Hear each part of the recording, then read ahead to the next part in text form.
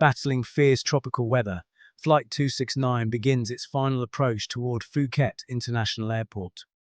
Strong winds slam against the aircraft, pushing it off the glide path. The co-pilot struggles to realign, fighting turbulence as the runway disappears in sheets of rain. The descent rate is too high, and rather than risk a disastrous landing, the crew makes the critical call: a go-around. Landing gear retracts, flaps are adjusted, and for a moment safety seems near. But just as the plane starts to climb, the engines lose thrust, speed plummets, and the aircraft begins to sink back toward danger. Will they recover in time, or is it already too late? It's the afternoon of September 16, 2007. 12Go Airlines Flight 269 prepares for departure from Don Mueang International Airport in Bangkok. On board are 123 passengers and 7 crew members, bound for the resort island of Phuket, a short 1-hour hop that should have been routine. But this was a day when every small weakness in the system would be exposed. 12Go Airlines, a low-cost carrier owned by Orient Thai Airlines, was known for cheap flights and questionable safety standards.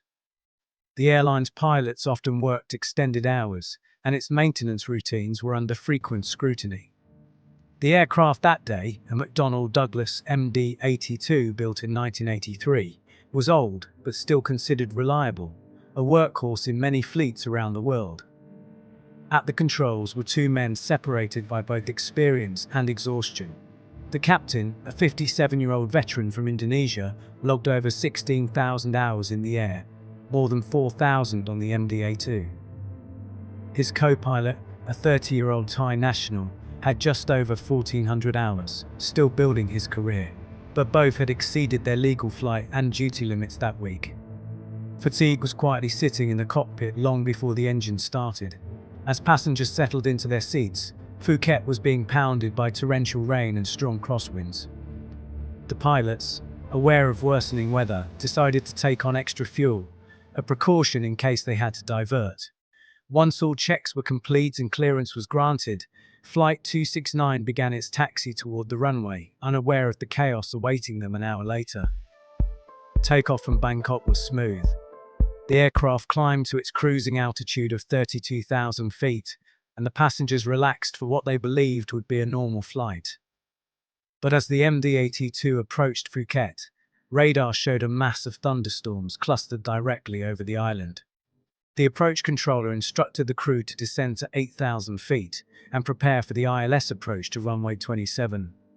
This system should have guided them safely, but the weather that day was testing the limits of both man and machine.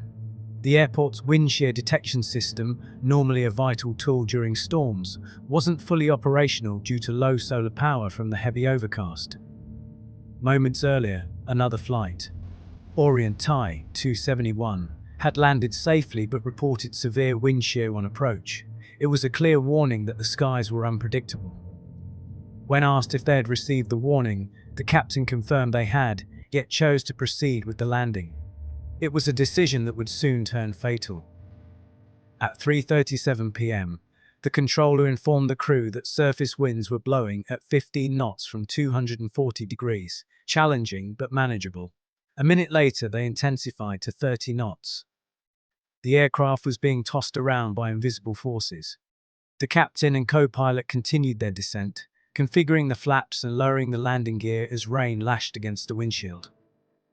At 500 feet, the autopilot was disengaged to manually align with the offset runway, forcing the fatigued co-pilot to hand fly through chaos.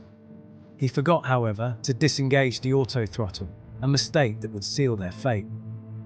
The wind outside intensified as Flight 269 dropped below 400 feet. The aircraft bucked violently as gusts hit the wings from alternating sides.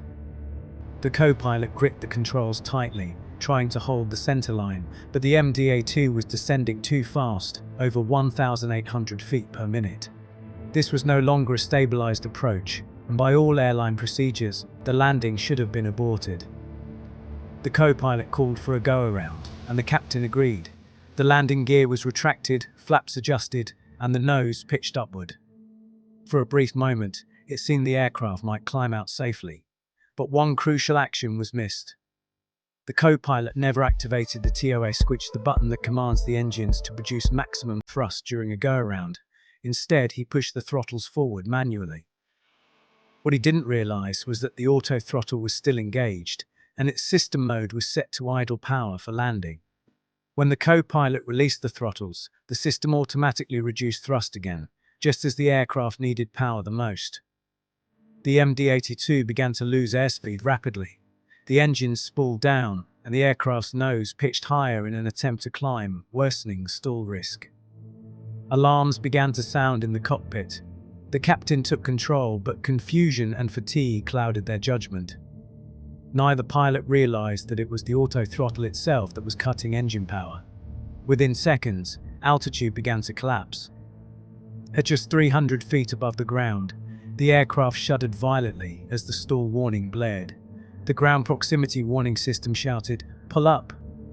Pull up!" But there was no time left to recover. At 3:40 p.m., the MD-82 slammed into an embankment just north of runway 27. The impact broke the fuselage into 3 sections, and the aircraft erupted into flames. Thick smoke poured from the wreckage as emergency crews scrambled toward the crash site. Rescue operations were hampered by the storm and difficult terrain. A drainage ditch running parallel to the runway blocked vehicles from reaching the site quickly. The first ambulance arrived alone, while fire trucks and other rescue teams took nearly 30 minutes to get there. By then, the flames had already consumed much of the wreckage. Of the 130 people on board, 90 lost their lives, including both pilots. 40 others were pulled from the burning debris, many severely injured. The disaster was one of Thailand's deadliest aviation tragedies. In the following days, the Aircraft Accident Investigation Committee of Thailand began its work. Investigators quickly found that human error, fatigue, and poor training were the main causes. The crew's failure to execute a proper go-around and the omission of the TOA switch activation were crucial mistakes. But the problems went deeper than one flight. The investigation revealed serious flaws in 1-2-Go Airlines operations. Both pilots had exceeded legal flight and duty time limits, and the company's oversight of rest regulations was almost non-existent. There were also issues with cockpit communication and crew resource management. The captain and co-pilot failed to properly coordinate or challenge each other's decisions during the most critical phase of flight. The report concluded that the airline's culture placed schedule and cost above safety. The MD-82 systems had functioned properly. It was the chain of human and organizational errors that caused the disaster. In response, the European Union blacklisted 1-2-Go Airlines, citing major safety concerns. The airline never fully recovered from its damaged reputation and ceased operations in 2018. For many families, the scars of Flight 269's final minutes would never fade. What if the co-pilot had disengaged the autothrottle and activated TOGA thrust at the moment of the go-around? The engines would have delivered full power instantly, the aircraft would have climbed away from danger, and 130 people would have landed safely in Phuket minutes later. Sometimes, one missed button can mark the line between survival and tragedy.